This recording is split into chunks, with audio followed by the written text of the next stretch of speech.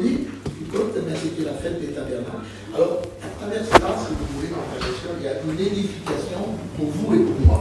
Gloire au Seigneur. Alors, je vais lire le texte de la parole de Dieu ici pour introduire le message. Je ne veux pas être compliqué ce matin, mais je voudrais vous faire comprendre quelque chose ce matin. Gloire au Seigneur. Je lis un texte ici avec vous, si vous voulez bien, en Néhémie, chapitre 8, et verset 15, 14 à 15.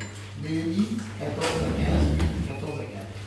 La Bible dit qu'ils trouvèrent écrit dans la loi que l'Éternel avait prescrit par Moïse que les enfants d'Israël devaient habiter sous des tentes pendant la fête du 7e mois et proclamer cette publication dans toute la ville. Regardez. Allez, cherchez à la montagne des rameaux d'olivier, des rameaux d'olivier sauvage, des rameaux de myrrhe, des rameaux de palmier et des rameaux d'arbres pour faire des tentes.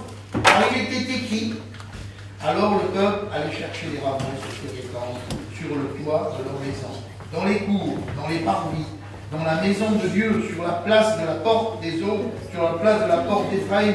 Toute l'assemblée de ceux qui étaient revenus de la captivité fit des tentes et habitèrent ces tentes depuis le temps de Josué. Les enfants d'Israël n'avaient rien fait de pareil. Il y eut une grande réjouissance, gloire au Seigneur. Alors ce matin, je voudrais vous parler de ce que les Juifs avaient fait. Ils s'étaient rappelés que, eh bien, eux, ils avaient une fête. Et à un moment donné, elle avait repris, si vous voulez, cette fête-là. C'était la fête des tabernacles.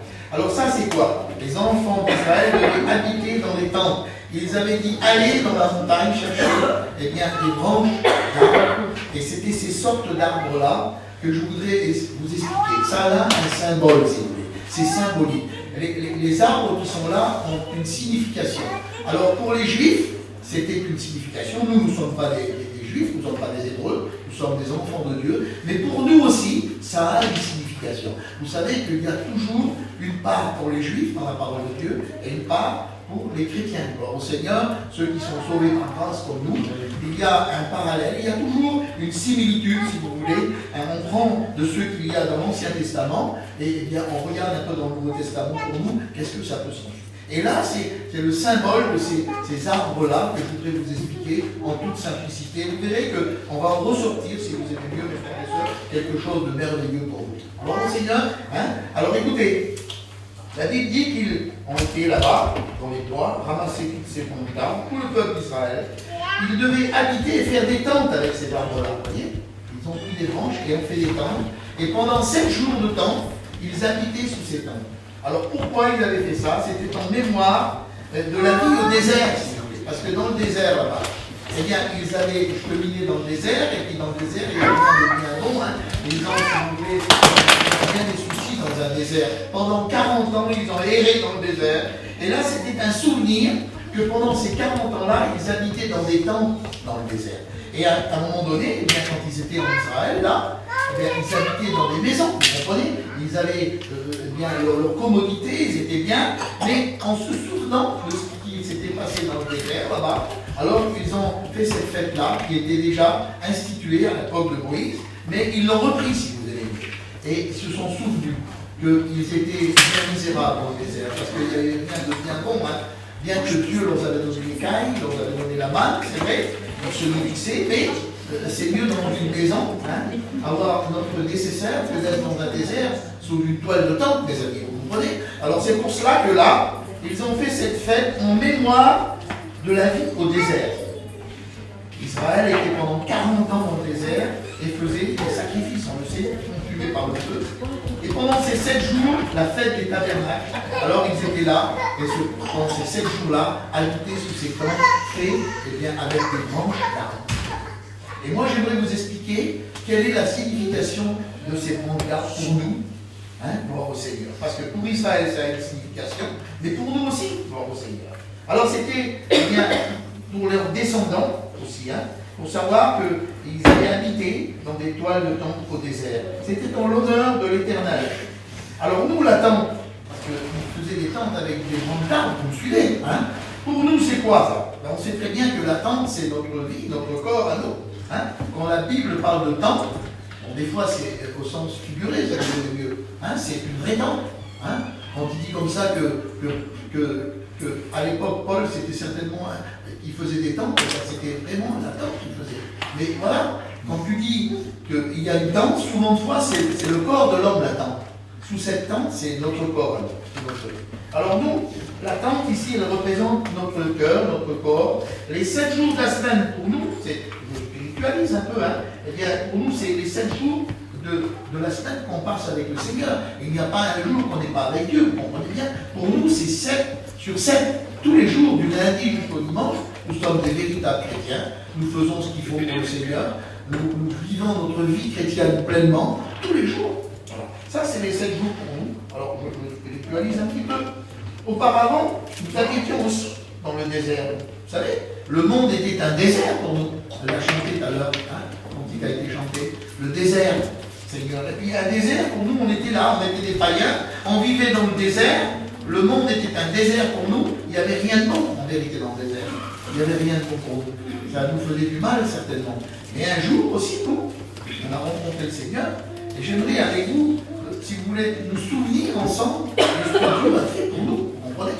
Parce que quand les Juifs ici, les Israélites, habitaient dans ces tentes faites avec des rameaux, vous allez voir de quelle sorte de bois c'est. Hein, nous l'avons lu tout à l'heure, rameaux d'olivier sauvage, rameaux de palmier, rameaux de myrte. On va expliquer un petit peu qu'est-ce que c'est ces arbres. En réalité, eh bien, ça a une signification pour nous. Gloire au Seigneur. Et j'aimerais édifier, vous donner un petit mot de réconfort, pour faire comprendre, si vous voulez, ce matin, que Dieu nous a sortis de bien des difficultés, et à travers les branches d'arbres ici, eh bien, le Seigneur va nous parler.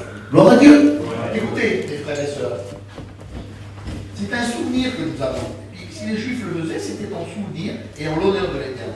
Alors, je regarde un petit peu, hein, et j'ai vu que les rameaux d'olivier, ici qu'ils avaient ramassés pour faire le voile de temps, pour se souvenir que Dieu les avait sortis du désert, les avait mis dans des maisons, et qu'en ce souvenir-là, eh bien, ils se souvenaient en faisant cette toile de tente-là, si vous aimez mieux, avec donc, des branches d'arbres, et pendant 7 jours, ils faisaient ça.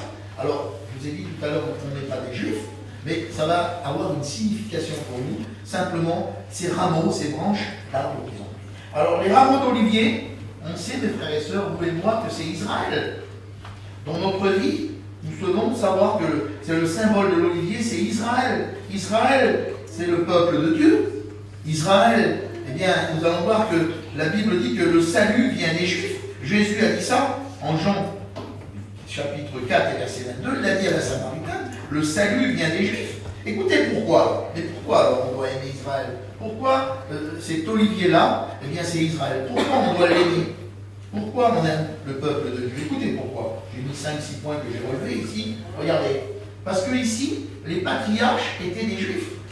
Vous savez, Moïse, Abraham, Jacob, Isaac, tous les grands hommes de Dieu, c'était des Juifs, mes frères et sœurs. Écoutez, les patriarches étaient des Juifs. Celle qui a mis au monde Jésus, Marie, qui a mis au monde Jésus, était juif aussi. Écoutez, Jésus, le Fils de Dieu, était lui-même juif. Écoutez, les premiers chrétiens, c'était aussi des Juifs. Écoutez, c'est à Jérusalem que Jésus reviendra en gloire. Gloire à Dieu, tout ça en Israël. Et c'est pour ça que nous aimons Israël. Gloire à Dieu, l'olivier, ça représente Israël. Et eux, ils avaient pris ces branches-là. Alors nous, on se souvient, et puis pour nous, ça a un symbole. Ce symbole-là, c'est aimer Israël. Gloire au Seigneur. Je sais que vous aimez Israël. Parce que le salut vient des Juifs. Ça vient d'eux, gloire au Seigneur. Et tout ça, c'était pas les païens qui l'avaient, c'était les Juifs, gloire au Seigneur. Écoutez ce que dit Dieu pour Israël. Zacharie, chapitre 2 et verset 8. Dieu dit cela pour Israël. Celui qui touche à Israël touche à la prunelle de son œil. Voyez combien Dieu aime Israël. Et je sais que vous et moi, nous aimons le peuple de Dieu. Gloire au Seigneur. Et alors nous nous souvenons ce matin à travers ces branches ici d'olivier que c'est par les Juifs que nous sommes sauvés. Sauvés par grâce, bien sûr, mais nous sommes sauvés à travers les Juifs, parce que le salut a été vient des Juifs. Gloire au Seigneur. Amen, que le nom du Seigneur. Alors, je vous ai dit tout à l'heure, je ne veux pas être compliqué, mais je veux simplement détailler ces branches-là qui ramassaient et qui faisaient ces temps en souvenir et en l'honneur de l'Éternel. Comme nous nous souvenons ce matin, d'où le Seigneur nous a sortis de ce désert de misère. Souvenons-nous comment on n'était pas le paradis. Pour certains, eh bien, ils vivaient dans le mal, Seigneur Jésus, dans le jour et la nuit, dans le vol. Puis quand ils revenaient chez eux, bien des fois, eh bien eux-mêmes, les hommes qui volaient tout, étaient en prison. Il y en a peut-être certainement parmi nous ici. Les femmes étaient tout seules avec leurs enfants et qui faisaient des mois et des années peut-être dans les prisons. D'autres, c'était des alcooliques, hein, la boisson, c'est ce que c'est. Et puis c'était la misère en revenant, la bagarre, l'autre frapper sa femme. On a connu ça, hein. Nous qui sommes un petit peu plus âgés. D'autres, pardonnez-moi, aujourd'hui, il y en a qui sont dans la drogue. Et puis, voyez pas. Et puis à un moment donné, ici, là, parmi nous, il y a tout ce genre de personnes-là. Et bien aujourd'hui, ce sont des chrétiens. Vous êtes retirés du désert de misère qu'on était là-bas. Hein, et on se souvient de cela, et mon cœur est touché, comme vous, Seigneur, quand je pense à tout ça, je dis, Seigneur, combien tu as été bon pour nous. Quel bonheur de t'appartenir aujourd'hui, Seigneur. Et c'est pour ça que, Seigneur, on se souvient de cela. Alors, à travers ces rameaux, ces branches qu'ils ont fait ici les temps, eh bien nous, on se rappelle ce matin, ça a un symbole pour nous aussi. Gloire à Dieu. Hein, si c'est pour les Juifs, mais c'est aussi pour nous ce matin. Alors, je vous prêche là, moi, le rameau d'olivier, gloire au Seigneur. Alors, c'est Israël, on l'a compris. Merci Seigneur. Et puis le deuxième point ici, des rameaux d'olivier sauvage. Alors, il y en a qui le savent, il y en a qui ne le savent pas. Qu'est-ce que l'olivier sauvage? L'olivier sauvage, c'est le symbole des rachetés, des chrétiens, vous et moi. Si l'olivier franc, il s'appelle l'olivier franc, et Israël, l'olivier sauvage, ici, hein, dans la parole de Dieu, c'est le symbole du chrétien, gloire à Dieu. Vous et moi, ce matin, c'est nous. Et c'est pour cela que, eh bien, à travers ces rameaux d'olivier sauvage, à travers ces branches-là, pour nous, ça a un symbole. Alors, le chrétien est sauvé par grâce. Vous savez, je vous apprends bien ici, Seigneur. On se souvient. Alors, je voudrais lire un texte avec vous, en Romains, chapitre 11 et verset 16. Romains 11, 16. On va lire ici, hein, gloire au Seigneur. Romains 11, 16. Gloire à Dieu. Vous savez, tout ce que je vous dis ce matin, vous savez très bien que, eh bien, il faut regarder dans la parole de Dieu pour essayer de comprendre, gloire à Dieu, et de ressortir tous ces textes-là. Et ce matin, vous avez compris que les branches ici, eh bien, c'est un symbole. Et puis nous, on se souvient à travers cela de ce que Jésus a fait pour nous. Gloire au Seigneur.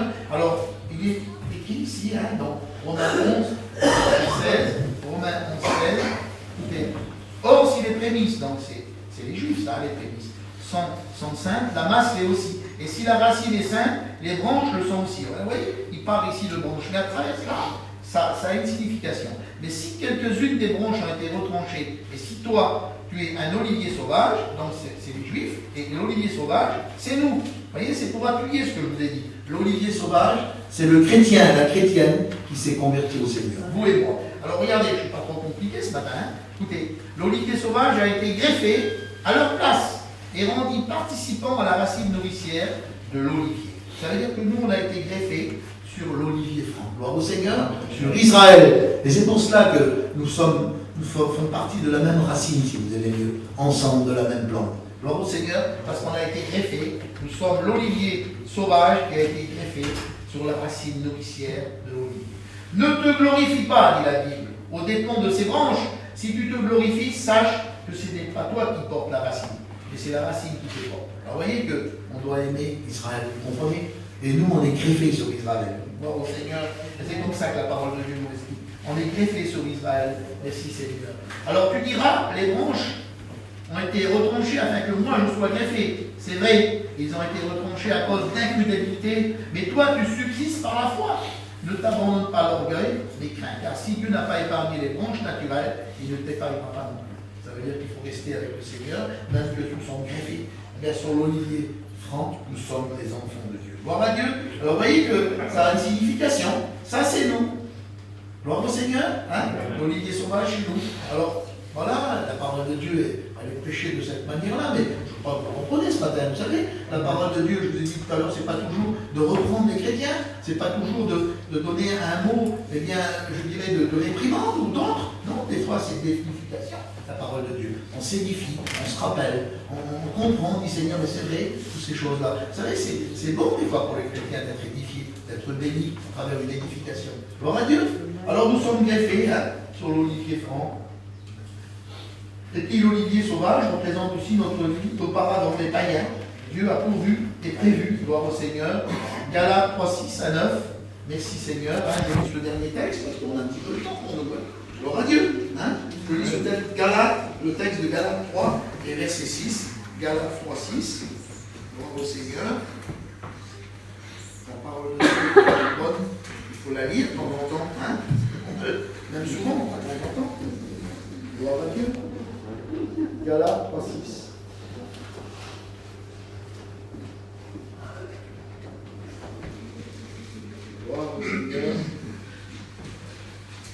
J'aime bien le lire parce qu'il faut appuyer ça avec la parole de Dieu. Amen. Gloire à Dieu. Galates 3, 6. Je le lis avec vous. À 9. Voilà, c'est là. Galates 3, 6 à 9. Regardez. Comme Abraham crut à Dieu, et cela lui fut imputé à justice, reconnaissez donc que ce ne sont pas ceux qui ont la foi qui sont fils d'Abraham, mais aussi l'Écriture prévoyait que Dieu justifierait les païens par la foi à l'avance. Annonçant cette nouvelle à Abraham, toutes les nations seront bénies en toi. Ainsi, ceux qui croient sont bénis à travers Abraham, le croyant. Gloire au Seigneur. Alors nous avons bien compris, greffés sur Israël, gloire au Seigneur. Et nous ici, dans le texte de la parole de Dieu, les branches qu'ils avaient ramassées là, étaient de l'olivier sauvage, eh bien c'est nous, gloire au Seigneur. Et nous sommes dans le greffé sur Israël, gloire au Seigneur. Alors, on ne va pas se glorifier, mais on va glorifier Dieu plutôt. Vous comprenez mes frères et sœurs? Gloire au Seigneur, de savoir que Dieu eh bien, a pourvu pour nous aussi, il l'a fait pour Israël, mais nous sommes aussi eh bien, inclus, gloire au Seigneur, dans ce programme. Alors le troisième point, des rameaux de myrte. Je ne savais pas ce que ça voulait dire et qu'est-ce que ça voulait représenter pour nous. Parce que ces branches-là représentent, je vous ai dit tout à l'heure, quelque chose. Alors la myrte, ça représente quoi? Ça représente toutes les bénédictions que Dieu a fait pour nous. C'est la bénédiction, ça, la myrte.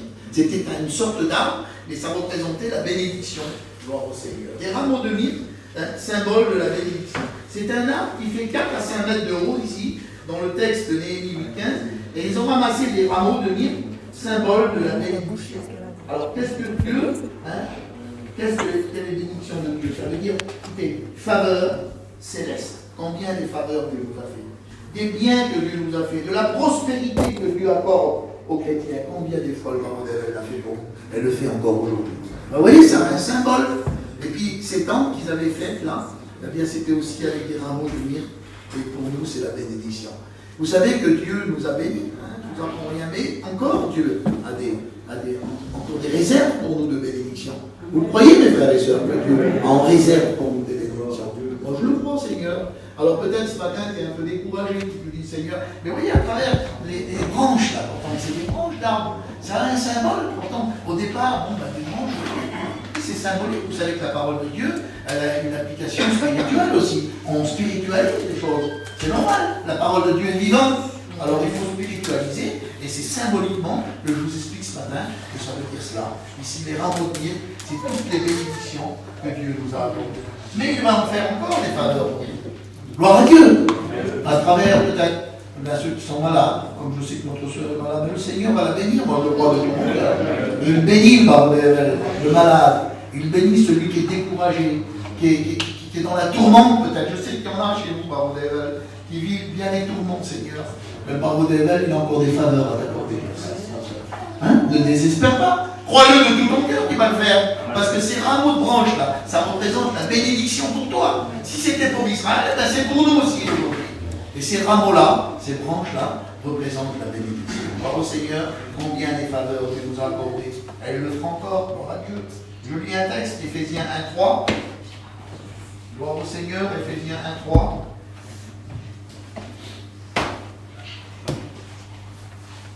Voilà, écoutez. Béni soit le Dieu, le Père de notre Seigneur Jésus, qui nous a bénis de toute bénédiction spirituelle dans les lieux célestes. Gloire au Seigneur. Merci Seigneur, en lui il nous a élus avant la fondation du monde. Gloire à Dieu. Merci Seigneur. Béni soit Dieu, à la Bible dit, le Dieu, le Père de notre Seigneur Jésus. Il nous a bénis de toute bénédiction spirituelle dans les lieux célestes en Christ. Gloire à Dieu. Alors il faut bénir le Seigneur. Il faut le louer, il faut l'adorer, il faut l'élever. Gloire à Dieu. Parce qu'on se souvient, parce qu'en réalité, ce message, c'est le souvenir, si vous voulez, qu'on a de ce que le Seigneur a fait pour nous. C'est ce que je voudrais vous expliquer ce matin. On se souvient à travers simplement des branches des branches d'arbres qui ont fabriqué à l'époque et fait des tentes avec. Ils se souvenaient, nous on se souvient aussi, en l'honneur de l'Éternel, dans ce que Dieu a fait pour nous, toutes les bénédictions, toutes les faveurs qu'il nous a accordées. Et si on voudrait compter les bienfaits de Dieu, on ne pourrait pas les compter, c'est mieux.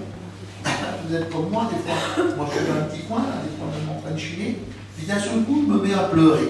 Curieux, hein?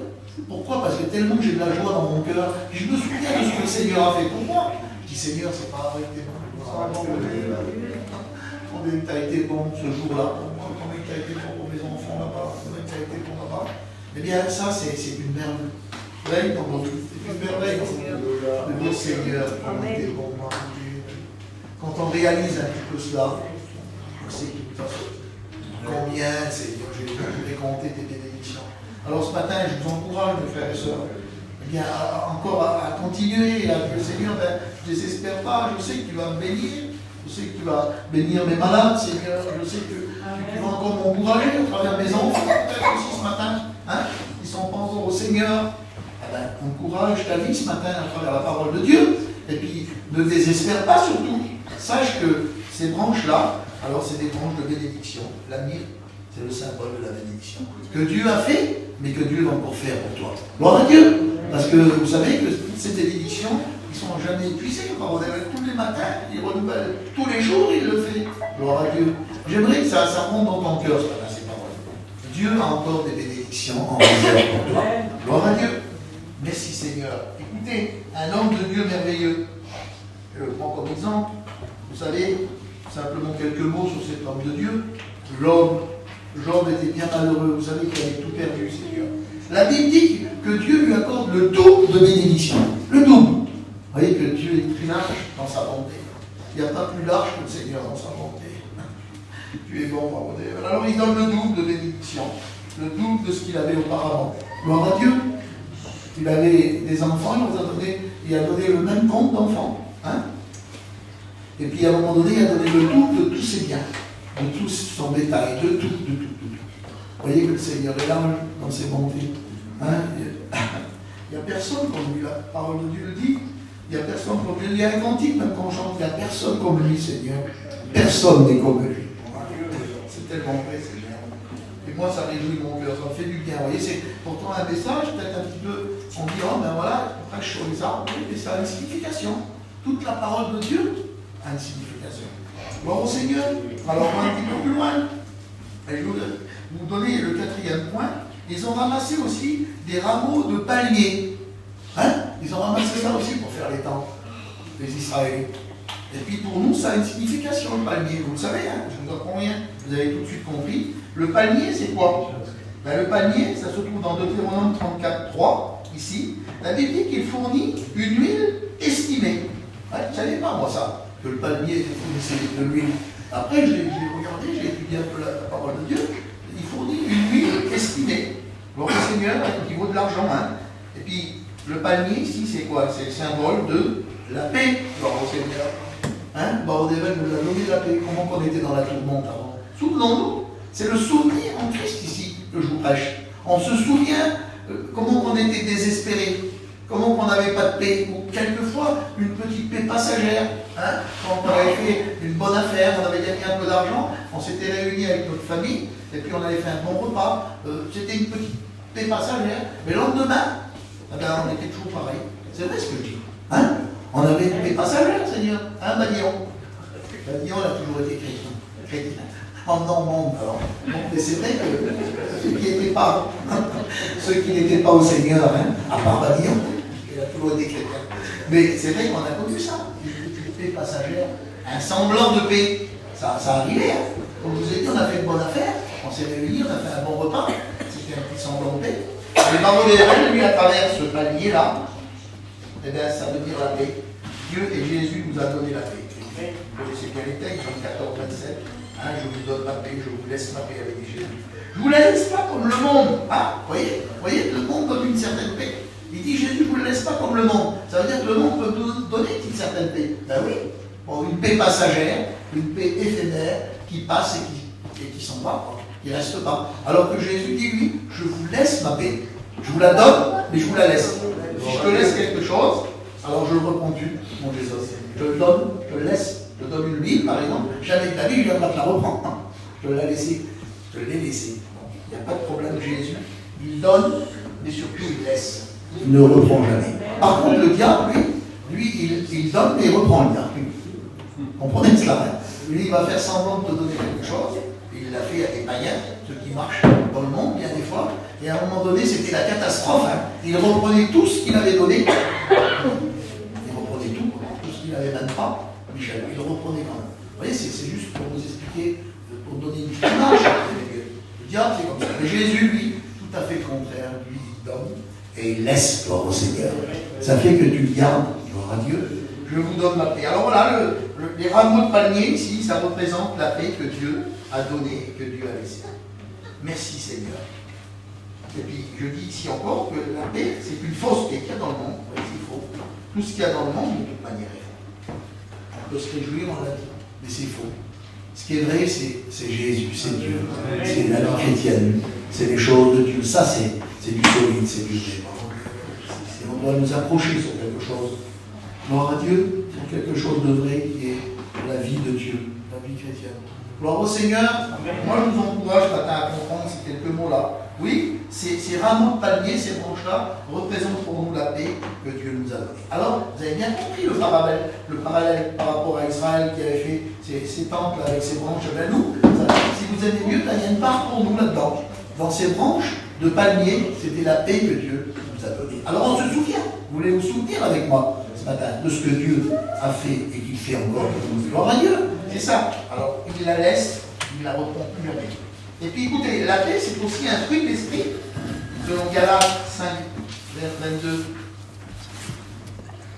Merci Seigneur. Quelque chose qu'on doit, je dis ici, porter dans notre vie. Est-ce que vous devez porter la paix dans votre vie? Dites-moi le ce matin. Gloire à Dieu, il faut la porter. On l'a, Dieu nous la donne, mais on la porte sur nous. Et on la distribue autour de nous aussi. Hein? Vous avez vu quelqu'un qui est dans la paix? Souvent, une fois, avec ma compagne, là, je n'arrête pas de dire ça en ce moment. Je dis quel bonheur la paix. Autour de nous, il y a plein de choses qui se passent. Et c'est vrai, il y a beaucoup de mal, il y a beaucoup de choses.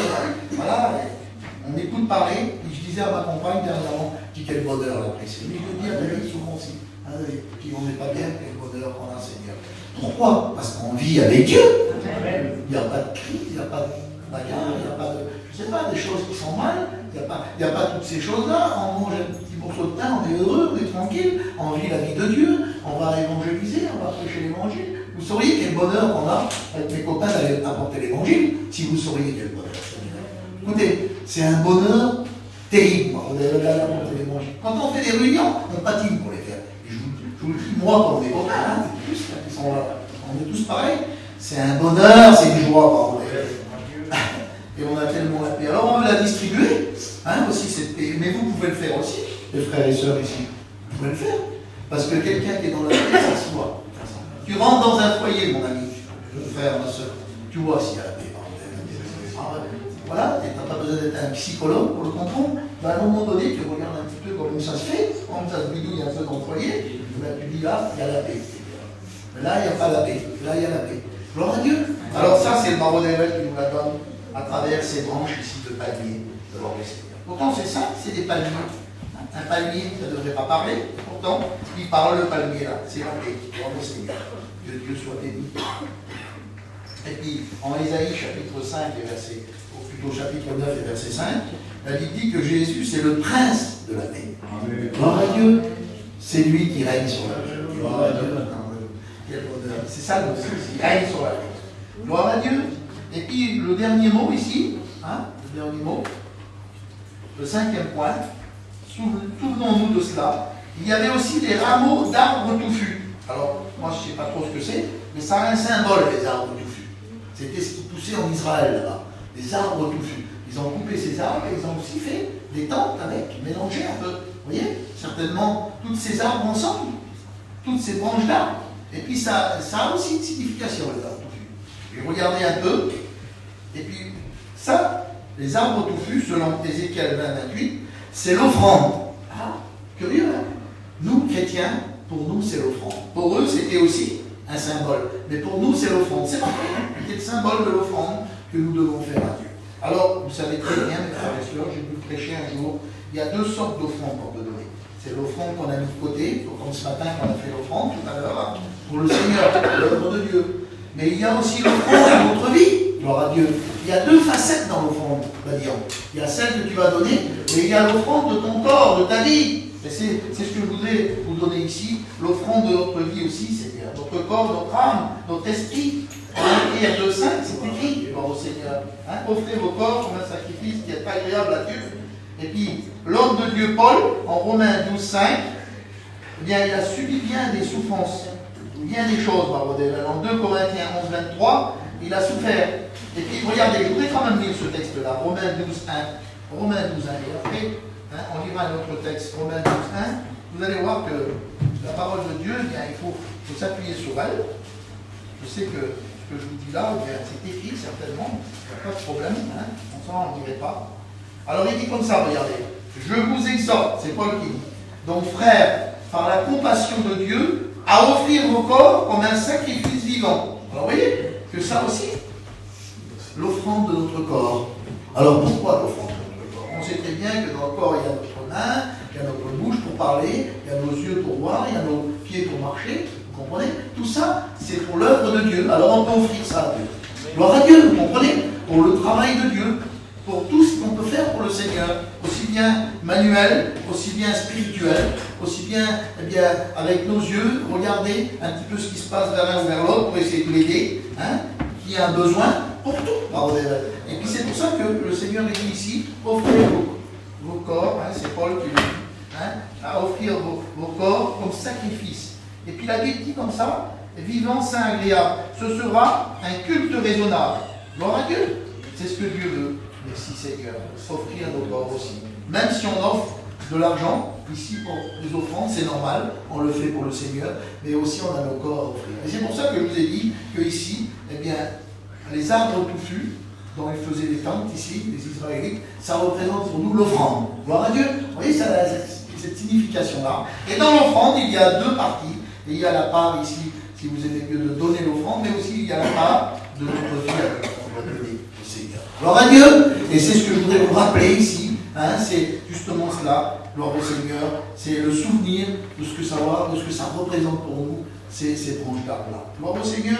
Et puis, écoutez, il est déjà 11h25. Je voudrais conclure avec ça. L'homme a souffert. 2 Corinthiens 11:23. Il a subi des outrages, il a tout subi.